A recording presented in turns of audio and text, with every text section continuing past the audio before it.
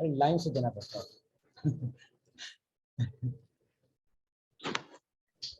चलिए सोनिया ज्वाइन कर लिया।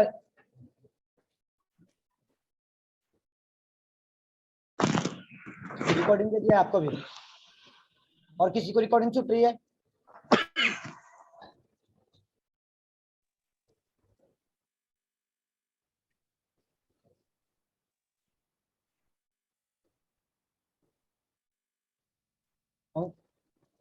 अंकुर चौधरी दे दिया रिकॉर्डिंग। मेरा आपको थैंक यू सर।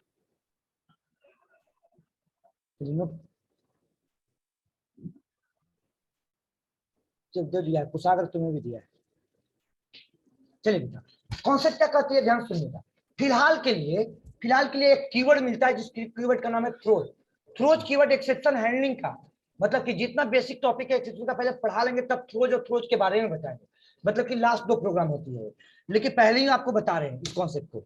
यहाँ पे क्या लिख दिया, थ्रोज एक्सेप्शन, थ्रोज आयो एक्सेप्शन। पहले तो अभी लिखेंगे, राइट नहीं करेंगे, बता रहे हैं आपको।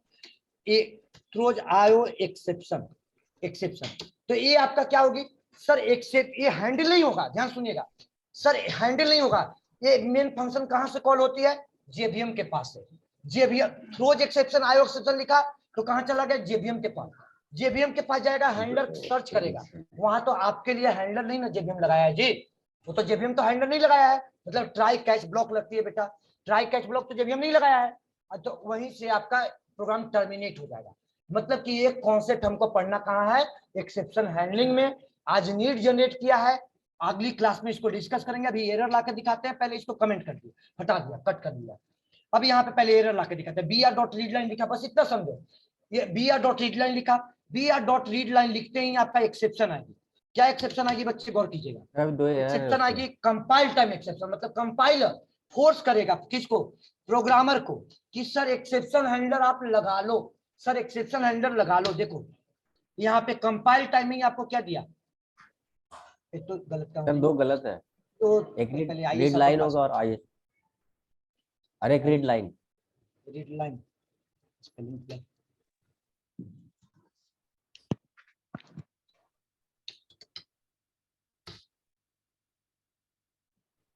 अच्छा वो स्कैनर तो हटा दिया ना,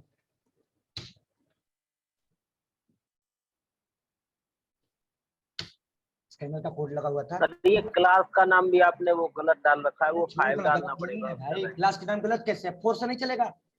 ठीक है आपका कहना सही है, 5 से होगा, प्रोग्राम कंपाइल होगी। आइए, को एरर क्या दे रही है बेटा, अनरिपोर्टेड एक्सेप्शन आयो मस्ट बी काउस्ड। काउस्ड का मतलब क्या होता है, आपको पकड़ में आना। मतलब कि ये इसको कंपाइल टाइम में ये आपके फाइंड कर लिया कि एक्सेप्शन आपका आ रही है। आ रही समझ में बच्चे, हमने बच्चे आ रही है सभी को, किसी को दिक्कत तो नहीं हो रहा? ये आपकी कंपाइल टाइम में एक्सेप्शन को फाइंड कर लिया। ये टॉपिक आपके नीड जनरेट कर रहे हैं एक्सेप्शन हैंडलर पे, ये कोड को वहां अटेंडेंस से यूज करेंगे तो आपकी थोड़ा सा दिमाग में एक्सेप्शन हैंडलिंग से न जाकर के कहां चला जाएगा, आईओ पे चल जाएगा। तो मेरा मेन फोकस कहां होगा, एक्सेप्शन हैंडलिंग पे। बस यही एक कॉन्सेप्ट है।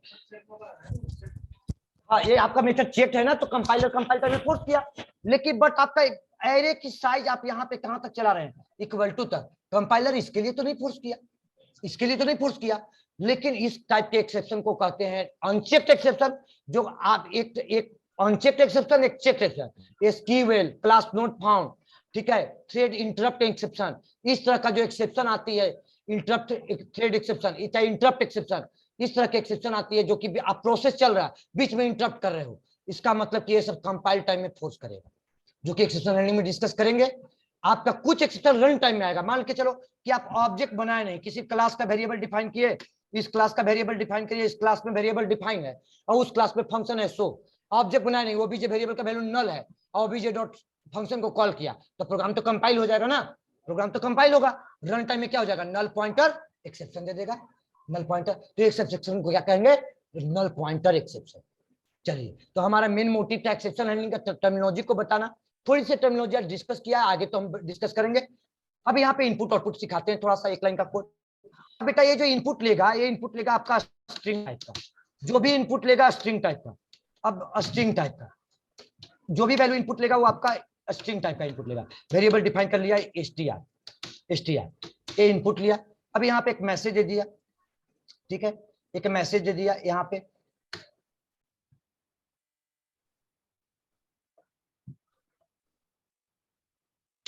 क्या मैसेज दिया,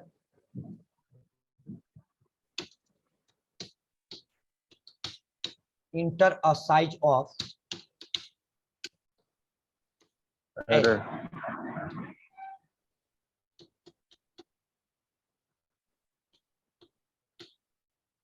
एरे की साइज आपसे हम ये कह रहा है कि इनपुट कीजिए, एरे की साइज आपसे इनपुट मांग रहा है, ठीक है, एरे की साइज आपका बेटा इनपुट मांग रहा है।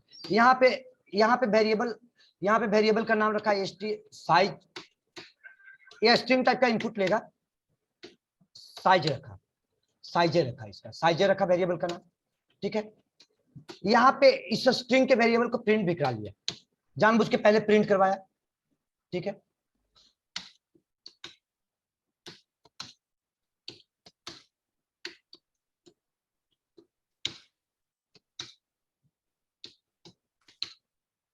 मतलब एक तरह से क्या लिखा, डिफिनेशन लिख दिया, कोई दिक्कत तो नहीं किसी को।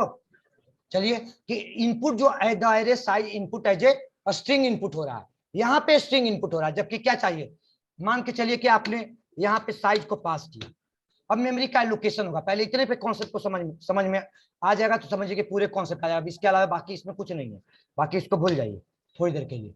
अब यहाँ पे साइज आपका आएगा, मान लो कि आपने इनपुट किया अल्फाबेट, क्या एरे का साइज अल्फाबेट होगा, या एरे का साइज इनपुट किया 1 2 3 1 2 3 इनपुट किया, तो वो कैसे इनपुट होगा, जो भी इनपुट हो रहा है एज ए स्ट्रिंग इनपुट हो रहा है, चाहे वो स्ट्रिंग कुछ भी हो सकता है, चाहे वो सिंबल भी हो सकता है, आपका string as a character alphabet भी हो सकता है, एज ए स्ट्रिंग आपका फ्लोट भी हो सकता है, क्या कुछ भी एज ए स्ट्रिंग हो सकता है, ठीक है। डबल कोटेशन मार्क्स में स्ट्रिंग होता है स्ट्रिंग के इनपुट में, तो इसको कन्वर्जन करना होगा बेटा, कैसे करना होगा, इसको क्या करना होगा, कन्वर्ट करना होगा।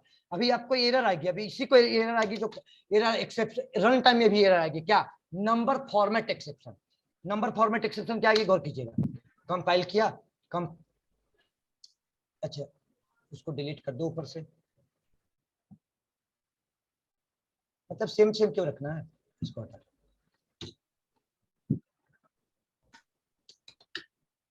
ये एडिशनल कॉन्सेप्ट सिखा रहे, बाकी तो भाई आती है आपको। क्या दिया, incompatible type of string convert, वो आपको कन्वर्ट नहीं करेगा, एरे का साइज क्या चाहिए, इंटीजर चाहिए, इंटीजर चाहिए। एरे का रूल भी होता है कि array size must be greater than 0 and constant, कभी भी साइज डिफाइन करते हैं तो 0 से बड़ा और इंटीजर कांस्टेंट, ये रूल होता भी है एरे का रूल होता है। अब यहाँ से बच्चे एरे की साइज को आप एरे की साइज को बना दिया, ठीक है, एरे की साइज को बना, तो अब इसको कन्वर्जन कैसे करेंगे, ओरिएंटेड का हम अपने से कल भी 2-3 टॉपिक क्लियर किए हैं, इनहेरिटेंस पॉलीमॉर्फिज्म क्लियर किए हैं, समझ गया, और कुछ मिसलेनियस बहुत सारा जावा में टॉपिक होता है ना, कोर जावा बहुत बड़ा है। अरे किससे बात कर रहे हो तो जी, वो निखिल, सब हम क्लियर खुद से कर रहे आवाज आ हैं। रही है आपको, निखिल कुमार, किससे बात करो, टॉपिक क्लियर कर लिया, ऑब्जेक्ट ओरिएंटेड, इनहेरिटेंस, मिसलेनियस, अरे हम भी हैं, सुन के तो अच्छा लग रहा है, बताओ भाई क्या क्या क्लियर किया। ओ सर माइक ऑन हो गया था, माइक ऑन हो गया, इतना क्लास में एक्टिव रहते हैं। मैं क्या बोला कि ऑनलाइन में ऐसा नहीं है क्लास खराब है, ऑनलाइन में सारे बच्चे कर रहे हैं, लेकिन एक्टिव होके तो करिए, आप फोन पे भी बात कर रहे हैं, क्लास भी कर रहे हैं, कितना उस वजह, एक तो टॉपिक हटके चल रही है। चलिए आइए बच्चे कॉन्सेप्ट को समझिए, यहाँ पे एरे की मैंने क्या कहा कि इसको कन्वर्ट करना है, कन्वर्जन का जो लॉजिक है, ये आपका एक जावा में रैपर नाम का क्लास है, बोला था स्टार्टिंग में, सभी बच्चे को मालूम है थोड़ा सा। रैपर क्लास जावा में क्या होती है, तो आईएनटी डेटा टाइप के करस्पॉन्डिंग में क्लास है, उसका क्लास का नाम क्या है, इंटीजर, उसका क्लास का नाम ही मिलता है integer, INTGR integer. Integer class का एक मेथड है बेटा, आगे चल के आपको नेक्स्ट 1 से 2 क्लास में, सभी बैच में, दोनों बैच में आपका हो जाएगा, 1 से 2 क्लास में उस क्लास का एक मेथड है, उस मेथड का नाम है पार्स INT। वहां भी मेथड को यूज ही करके दिखाना है, विशेष उसका कॉन्सेप्ट नहीं है, कोई थ्योरी नहीं है। पार्स PARS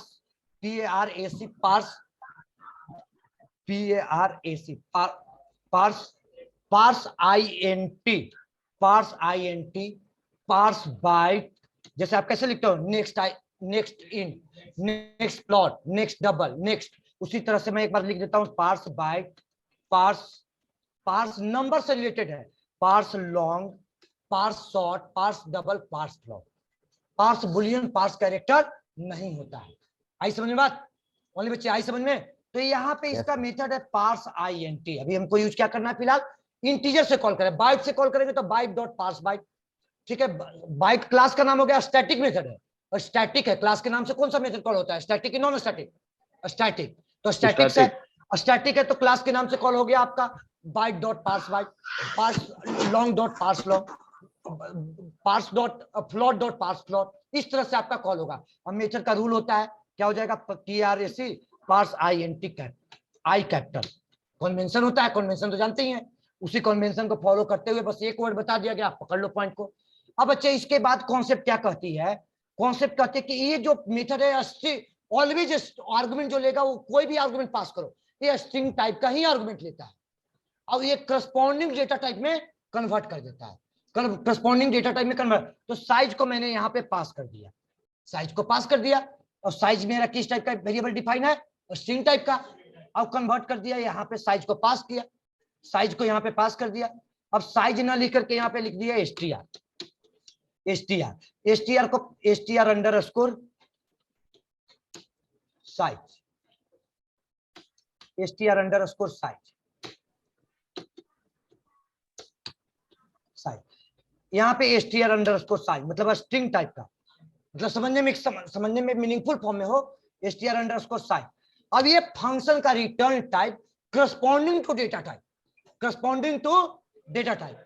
अब इस फंक्शन का return type corresponding to data type है, इसमें इट मींस बेटा इंटीजर है, तो यहाँ पे साइज वेरिएबल में कैच कर लिया। बताइए कोई दिक्कत है किसी को? ओनली बच्चे समझ में आया? अब साइज वेरिएबल में कैच कर लिया इसको, करस्पॉन्डिंग टू मतलब कि आप अगर अल्फाबेट डालोगे तो नंबर फॉर्मेट कम रन टाइम में एक्सेप्शन दे देगा, क्योंकि लिखे क्या हो, इंटीजर डॉट पार्स INT। इसका मतलब कि कोई भी वैल्यू है जो इंटीजर स्ट्रिंग मतलब 1 2 3 टाइप का वैल्यू, कोई भी इंटीजर स्ट्रिंग को कन्वर्ट करेगा ना INT डेटा टाइप में। ओनली बच्चे रिप्लाई दीजिए कि आपका कि अल्फाबेट को कन्वर्ट करेगा, सिंबल को कन्वर्ट करेगा? नहीं, सिंबल को तो कन्वर्ट नहीं करेगा, वो आपको किसको कन्वर्ट करेगा, इंटीजर स्ट्रिंग, इंटीजर स्ट्रिंग। अब जानबूझ करके पहले इसी कॉन्सेप्ट को, इस कॉन्सेप्ट को, दो लाइन का कॉन्सेप्ट इसी पे तो टिका होगा, एक्सेप्शन हैंडलिंग। भाई एक्सेप्शन का मतलब क्या कि सर एरर ला के पहले सिखाइए तो कि एरर आती कैसे है, तब तो एरर आएगी तो हम कंपनी लेवल में प्रोफेशनल लेवल पे सॉल्व करेंगे। तो अभी से हम इस कॉन्सेप्ट को जानबूझ के आज के क्यों बताया कि वहां पे हम डायरेक्ट एरर ला के सिखाएंगे इसी पे। अभी आज हमने बता दिया तो अगले टाइम में आपको इसके बारे में तुमको नहीं फोकस करना होगा कि देखो ये पार्स INT मेथड है, इसको एक्सेप्शन ला रहे हैं, एरर ला रहे हैं, ऐसा तो कुछ फोकस नहीं करना, बस यही दो चीज यूज करेंगे वहां पे। ठीक है, अब कॉन्सेप्ट में आइए बच्चे। CLS प्रोग्राम को कंपाइल किया, कंपाइल करने के बाद ये प्रोग्राम क्या हो,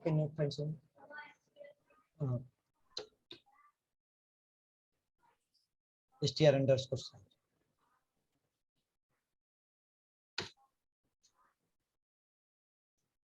अब क्या आ गया आपका, unreported exception, unreported exception again आ गया बेटा। अब सब कुछ प्रोग्राम कंपाइल हो गया, सब कुछ सही है, सक्सेसफुल है।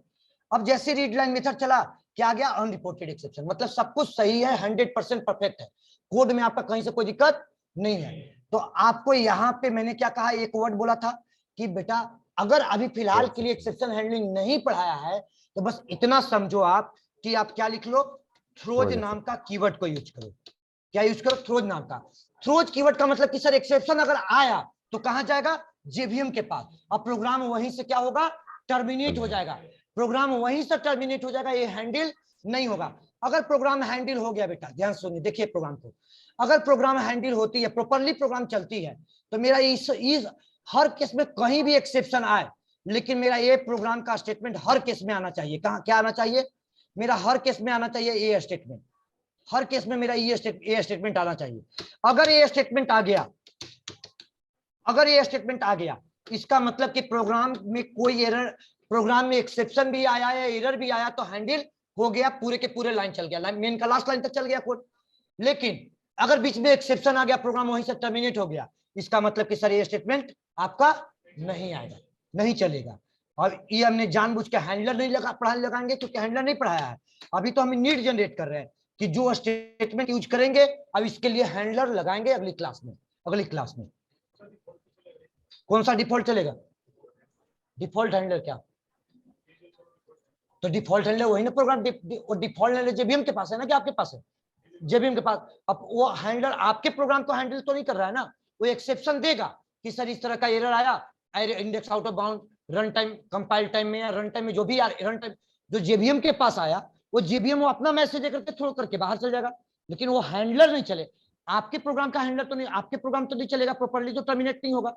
वो आपका प्रॉपर्ली टर्मिनेट होना चाहिए, पूरा एग्जीक्यूट होने के बाद, लास्ट लाइन के कोड चलने के बाद। वो तो कोड नहीं चलेगी ना आपको, वो कोड नहीं चलेगी आपको, ये मेरा कहना है।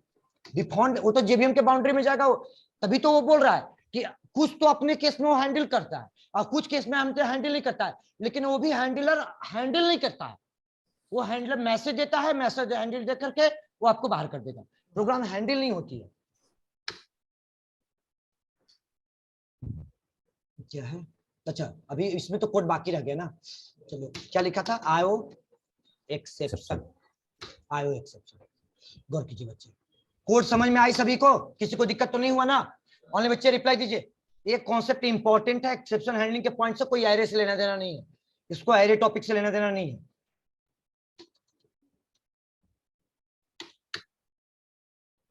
अब मैंने 1 2 3 डाल दिया बेटा, तो प्रॉपर्ली प्रोग्राम चल गया, कोई दिक्कत नहीं, कोई एरर नहीं आई है।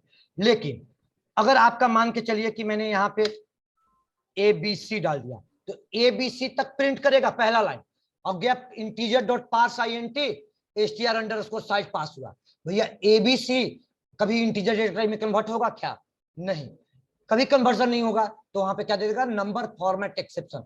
ये भी रन टाइम एक्सेप्शन में आता है, चेक एक्सेप्शन में नहीं आता है। क्लियर हो गया?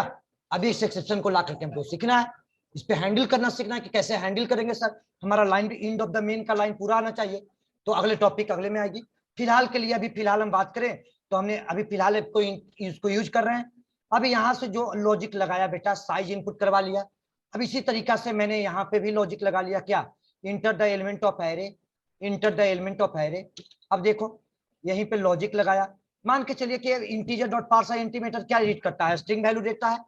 अब स्ट्रिंग वैल्यू लेता है बेटा, अब यहीं पे लॉजिक लगाया, क्या? एक्स का i position equal to, x का i position is equal to, अभी सब कोड समझा दिया। यहीं पे डायरेक्टली उठा के पास कर दिया br डॉट रीड लाइन को, br डॉट रीड लाइन को बेटा यहीं पे डायरेक्टली पास कर दिया। कोई दिक्कत है? वहीं पे इनपुट होगा, लेकिन पास क्या करना होगा? Integer value. अब एरे में क्या हो जाएगी आपका? स्टोर होते चली जाएगी। अब स्टोर हो जाएगी तो आउटपुट आ जाएगा। जिस काम को स्कैनर से कर रहे थे वो 2 लाइन का लॉजिक सिखा दिया, तो दूसरा तरीका भी इनपुट आउटपुट सिखा दिया, सेकंड वे भी बता दिया इनपुट आउटपुट लेने का। कोई दिक्कत तो नहीं बच्चे? सभी को समझ में आ गई? इस एक्सेप्शन हैंडलिंग का अगले वीकेंड में क्लास मिलेगी। चलिए, तो इसका नीड जनरेट कर रहे थे, यहाँ पे वैल्यू दिया 10, तो 10 साइज हो गया ना जी।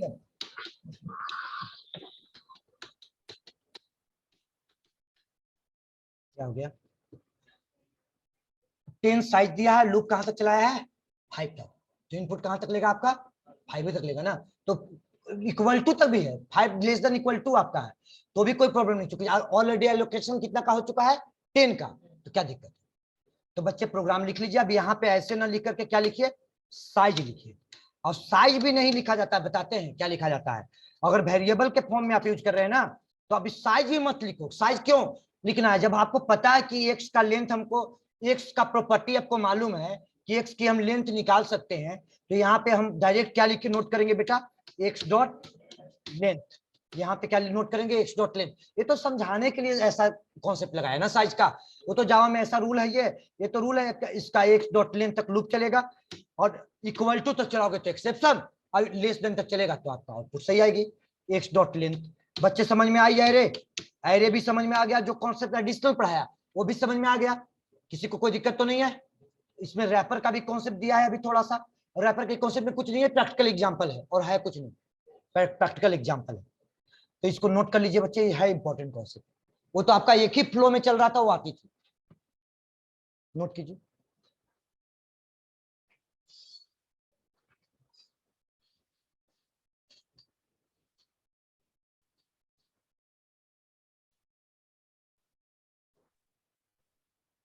आप प्रैक्टिकल करने के लिए आप इसके बाद ऑफलाइन क्लास आ जाना, उसको देख लेंगे सिस्टम पे।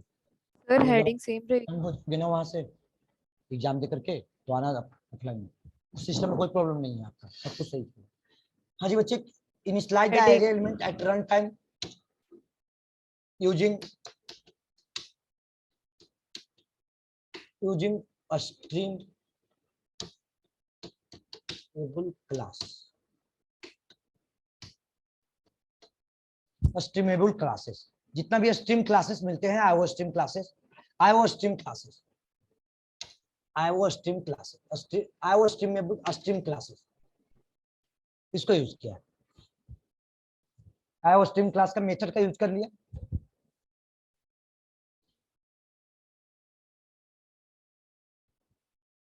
बेस अच्छे हो ना, टॉपिक में कोई दिक्कत नहीं आती, कहीं से पढ़ लो। बेस अच्छे नहीं बनेंगे ना स्टार्टिंग का, तो फिर वही टॉपिक में प्रॉब्लम आने लगता है।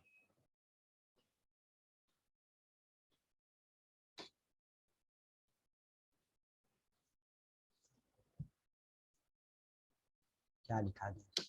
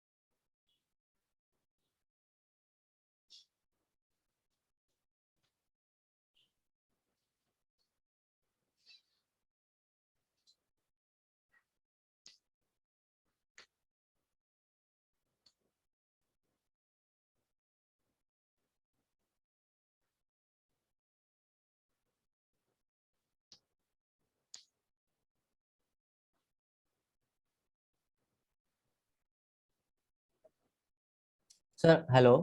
हाँ बोलो। सर लाइन नंबर 14 और 15 में वो पार्ट्स इंट करके आप जो इंट साइज में लाए हैं, उसमें हम उसमें डायरेक्ट एरे में नहीं ला सकते, इंट साइज से इनडायरेक्ट एरे में? कहाँ पे? यहीं पे हाँ, वो आप साइज की डाल जगह सकते पे हैं, क्यों नहीं हम डाल डायरेक्ट। सकते? डायरेक्ट डाल सकते हैं। अब यहाँ पे स्टेटमेंट को एक्सप्लेन करना है तो कैसे एक ही बार में डाल दें? अब जब प्रैक्टिकल सिखा दी तो आप डाल दीजिए, कोई दिक्कत नहीं है, यहीं पे डाल दीजिए, डायरेक्ट डाल सकते हैं। अब स्टेटमेंट बताना है बेटा, एक ही बार में डाल देंगे तो पहले तो इसको बताया, फिर इसको प्रिंट करके दिखाया, तो फिर इसके बारे में बताया, तो एक्सप्लेन करने के लिए हमको चाहिए ना उसको, स्टेटमेंट को। Yes sir. अब जब आ चुका है तब तो आप जैसे भी घुमा लीजिए, अब उसमें क्या दिक्कत है? वो कन्वर्जन उसी टाइप का होगा, वहीं पे चल जाएगा। हाँ ठीक है सर।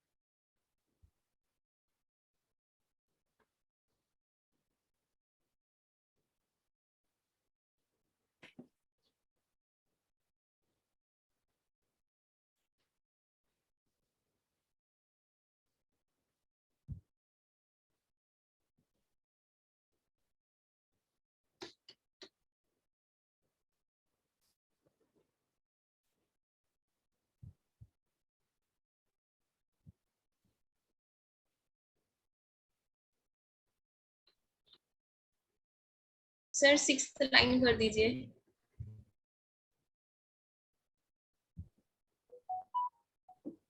6 तक।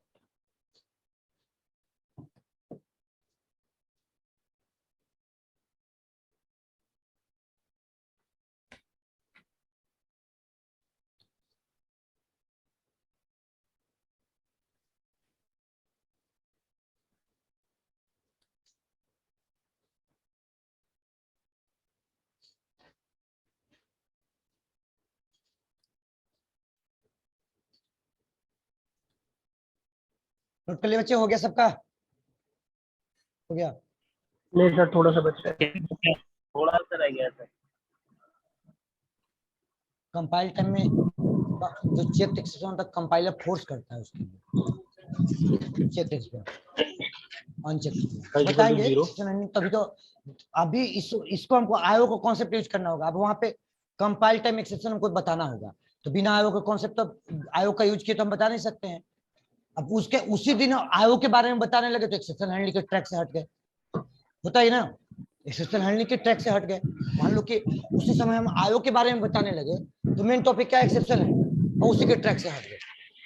तो अभी यहाँ पे पहले क्या है कि अब आयो के बारे में बता चुके हैं तो हम इसको यूज करेंगे। देखो बताएंगे कि देखो ऐसे ऐसी केस हो रही है, अब इस प्रॉब्लम को ऐसे चलेगी, प्रॉब्लम कैसे। तो उसके पहले हम बेस बनाते हैं उसको कि हमें उसी पर्टिकुलर पोर्शन पे रहे। चलिए बच्चे नोट कर लिए यहाँ तक, किसी को दिक्कत तो नहीं टॉपिक में? चलिए आयो का एक इसका इनपुट आउटपुट का और एग्जांपल बताते हैं इसी पे। ऐसे तो स्कैनर से ही आप लोग बनाइए, बाकी उसका मेन मोटिव था उसको बताना।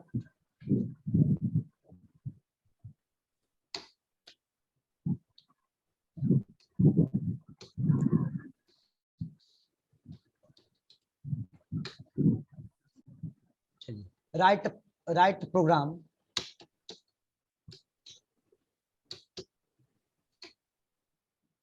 Inter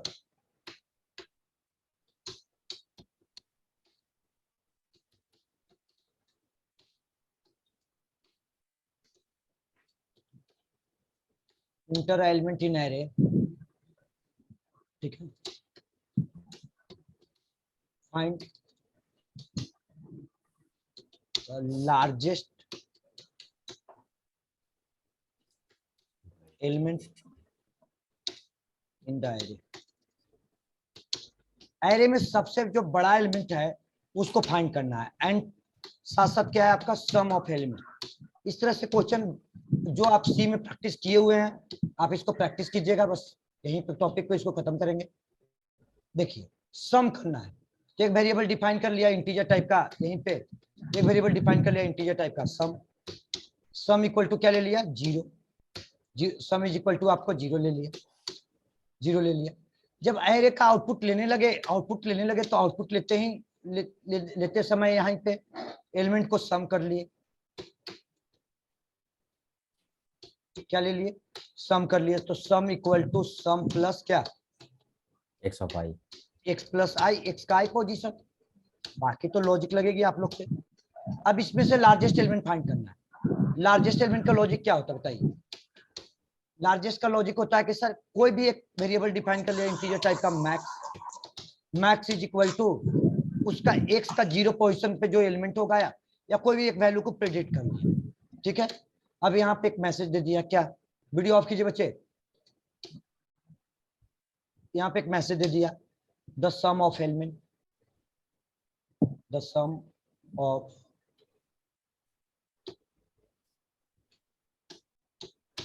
of array element, sum को प्रिंट करो।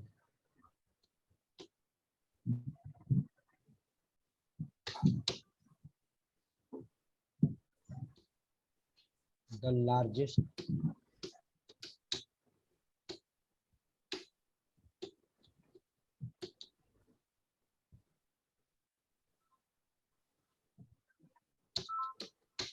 in the array,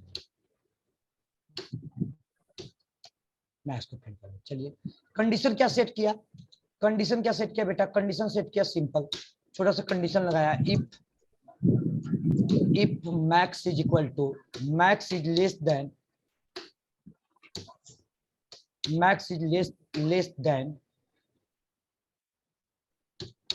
एक्स का आई पोजीशन, एक्स की आई पोजीशन से छोटा हो, तो क्या कॉपी हो जाएगा बेटा, max is equal to x का आई, एक्स के आई पे कॉपी हो जाएगा। लूप से बाहर आएगा, जो भी एलिमेंट होगा प्रिंट कर, जो भी लूप से बाहर आएगा जो भी एलिमेंट होगा उसकी वैल्यू को प्रिंट कर जाएगा। The largest element in the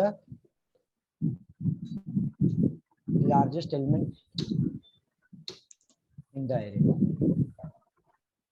ठीक है। प्रोग्राम को चलाइए। गलती हो गया बेटा, यहाँ भी मैक्स ये सब सही है ना, क्लास का नाम चेंज कर लिया है, नहीं किया है।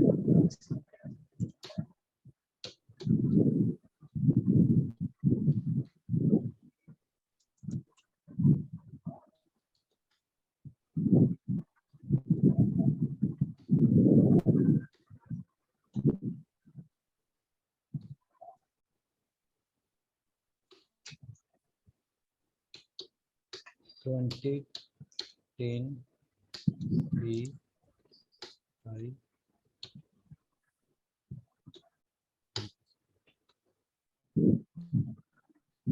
अच्छा, इक्वल टू वाला साइन लगा होगा, इक्वल टू हटा देना।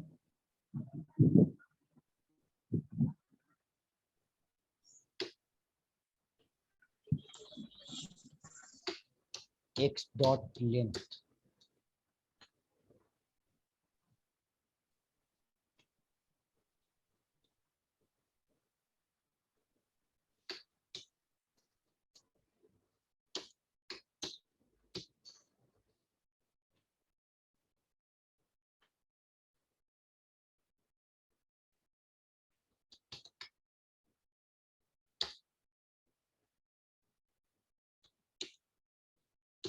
टेन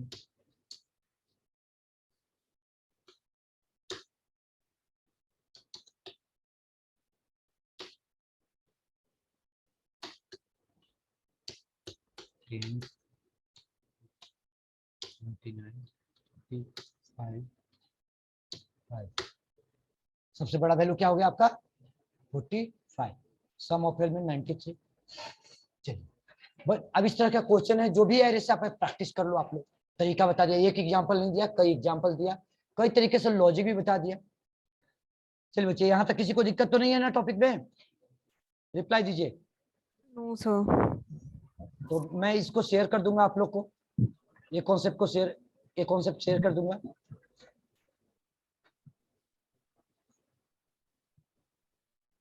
सर मल्टी थ्रेडिंग भी शेयर कर देना। कौन सा? हम मल्टी थ्रेडिंग शेयर करेंगे।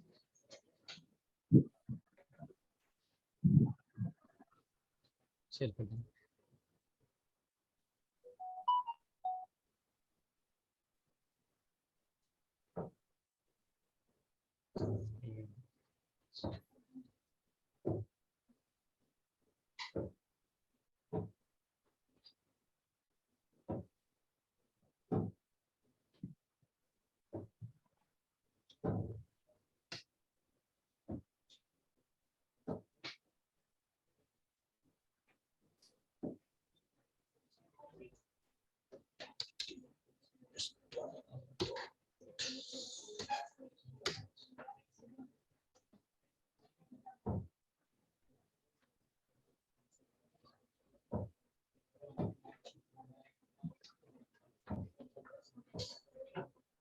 ठीक है, तब मिलते हैं हम लोग सेम टाइम में कल 11:30। इसको कब शेयर करेंगे सर? अभी बस शेयर कर रहे हैं बेटा, अभी जस्ट शेयर कर रहे हैं, सुबह का स्पेस। आपको वरीड होने की जरूरत नहीं है। ठीक है, कल सेम टाइम में हम लोग 11:30 एरे टॉपिक के साथ, एरे के साथ साथ एक्सेप्शन हैंडलिंग भी स्टार्ट हो जाएगा। 2 डायमेंशनल का एक 2 डायमेंशनल स्टार्ट करेंगे। 2 डायमेंशनल कौन से बताएंगे, एक प्रोग्राम बताएंगे और मूव कर जाएंगे एक्सेप्शन हैंडलिंग के थ्योरी पे, एक्सेप्शन हैंडलिंग के थ्योरी पे। Thank you sir. Thank you बच्चे, गुड डे सर। चलिए, thank you sir. Thank you, sir. Thank you. Thank you sir.